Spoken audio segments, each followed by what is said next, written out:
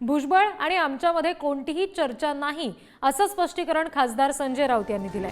भुजबळांना शिवसेनेमध्ये घेणार नाही असं राऊतांनी म्हटलंय। भुजबळांच्या नाराजीबद्दल त्यांनाच विचारा असं या सगळ्यावर प्रतिक्रिया देताना भाजप प्रदेशाध्यक्ष बावनकुळेंनी सुद्धा स्पष्ट केलंय। छगन भुजबळ हे संजय राऊत यांच्याशी भेटलेत, त्यांच्याशी बोलत अशा संदर्भातला चर्चाचा एकीकडे डंका सुरू असताना राऊत आणि बावनकुळे यांच्या प्रतिक्रिया समोर येत आहेत। कालपासून जोरात अफवा चाललेल्या आहेत की राष्ट्रवादी काँग्रेस अजित पवार गटाचे एक नेते, प्रमुख नेते छगनजी भुजबळ हे शिवसेनेच्या वाटेवर आहेत। त्या बातमीत आणि त्या अफवेत कोणतेही तथ्य नाही।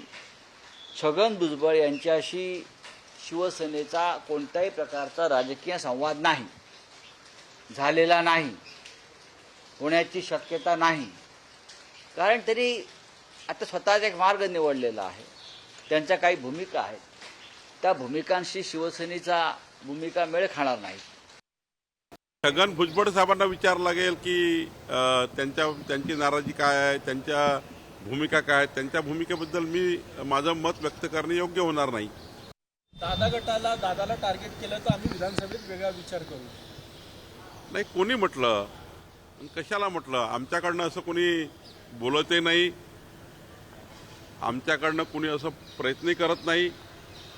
ज्यांनी हा प्रयत्न केला त्यांना लखला, पण आमच्याकडनं अशी कुठली भूमिका नाही। गटाकडून सांगितलं जातं की महायुतीचं बाहेर पडा, जर अशा पद्धतीने जर आरोप केले जात असतील तर बाहेर आम्ही इशारा देतो अशा पद्धतीने दादांनी बाहेर पडावं या सगळ्याच्या। त्यांच्या महायुतीचा प्रश्न आहे ना, महाआघाडीची उत्तरं मी देऊ शकते, महायुतीची प्रश्नाची उत्तरं मी कशी देऊ? काही शिवसेना जर ह्युमिलेशन होत असेल तरी तिथे थांबण्यात पण काही पॉईंट आहे? सातत्याने दादांना पुन्हा तुम्ही सातत्याने सांगत आला होता, यापूर्वी सांगितलं होतं की असं काय?